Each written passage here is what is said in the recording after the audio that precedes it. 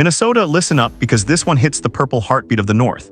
You can feel it in the air from the banks of the Mississippi to the echoes inside US Bank Stadium, a chill that isn't just the wind rolling off the river. It's the weight of memory. It's the weight of a legacy we celebrated, a legacy we defended, a legacy we thought would always stand taller than the headlines. Tonight, the fanbase is split between disbelief and déjà vu. We remember the cheers. We remember the runs that made us believe anything was possible. And now we're staring at something we never wanted to face again, the ugly side of fame, the human side that doesn't fit into highlight reels. Smash that subscribe button, drop a like, and comment below. This community runs on real fans like you, because this conversation right here is exactly what families do when the lights are bright and the truth is hard. Adrian Peterson. A name that once meant hope, power, and Sundays where the whole state stood up every time he touched the ball. Reports say the former Vikings superstar was arrested in Sugar Land, Texas, on suspicion of DWI and unlawful carrying of a weapon early Sunday. According to authorities, he spent the night in Fort Bend County Jail on a $3,000 bond. CNN reported the unlawful weapon was a gun, and for the second time this year, he found himself in handcuffs. Earlier in the spring, after the Vikings draft party in Minnesota, Peterson was reportedly booked on suspicion of DWI, with officials saying he blew a 0.14 BAC, well above the legal limit of 0.08, after being stopped going 83 and a 55 at about 3 a.m. CT. That's not just a headline. That's a collision of past glory and present reality. For so many of us, he is forever tied to 2012, to 2,097 yards of sheer will, to an MVP run that dragged Minnesota into the postseason and felt like a miracle stitched into purple and gold. He last played in 2021, bouncing through Seattle and other stops, but Minnesota is where his legend was built, where kids wore 28 and dreamed big. And yet we've been here before with him, painful chapters that sat off the field.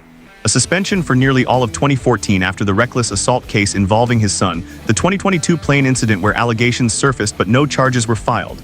Each time the fanbase wrestled with the same question: how do you hold a hero accountable and still hold onto what he gave you on Sundays? The reactions tonight are raw. Some fans feel betrayed. Some feel protective, hoping the man gets help, knowing he's 40 and life after football can be a maze without a map. Others are exhausted, tired of reconciling what they saw in the stadium with what they see in the police log. It's complicated because it's personal. In Minnesota, football is more than a game, it's generational. It's fathers and daughters, it's grandmothers and grandsons, it's memories that never fade. And that's why this story is bigger than a box score. It's a test of who we are as a fan base. It's the moment you look in the mirror and decide what loyalty means when the jerseys are retired and the headlines won't stop scrolling. The noise is rising, the emotions are clashing, and the purple heart is pounding because what happens next matters for the man, for the myth, and for a fan base that never forgets. Now we turn the page and face the fallout head-on because the conversation only gets tougher from here. The ripple effects across Vikings Nation are immediate and intense. You can hear it on call-in shows, see it on timelines, feel it in the tightness of every comment section. Some voices say enough, no more passes, no more nostalgia shielding reality. Others urge compassion, reminding everyone that recovery is a journey, not a headline.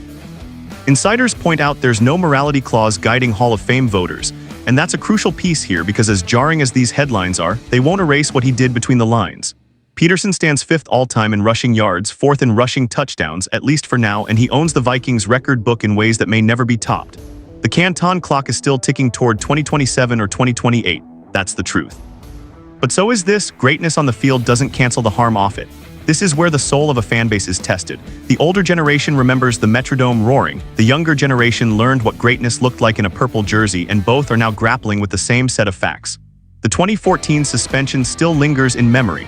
The 2022 allegations, even without charges, left a bruise. And now 2 alleged DWI incidents in the same year, the latest in Texas, the earlier one in Minnesota after a night that should have been pure celebration. It's a pattern that screams for help, for accountability, for people around him to step in with strength and honesty. If he's watching, if he's listening, the message from Minnesota isn't hate, it's a plea. Get the help you need because legacies aren't just made of yards and trophies. They're made of the choices you make when the crowd goes quiet. There's also the reality that the Vikings, as a franchise, move forward every day, setting a standard for the current locker room about what it means to wear the horns now. This news doesn't define the 53 in that room, but it does sit like a shadow over a history they inherit. Leaders will remind everyone that the shield and the horns stand for something steady. Fans will show up on Sundays because that's what this community does. We rally, we hope, we hold each other accountable. We refuse to let the worst chapter be the last word. And the Hall of Fame debate, it's going to rage, it should. Voters will measure achievements without a morality clause, and he will likely hear his name in Canton. But the most honest fans, our fans, can hold 2 truths at once: the on-field greatness that took our breath away and the off-field choices that broke our hearts. That tension is real, and living inside it is what mature fandom looks like. So say your piece, be heard.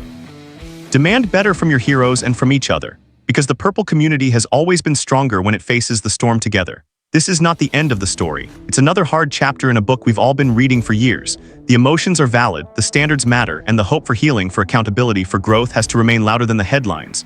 Comment below. This space belongs to everyone who lives and breathes the Minnesota Vikings. We're alive, we're loud. And we're just getting started.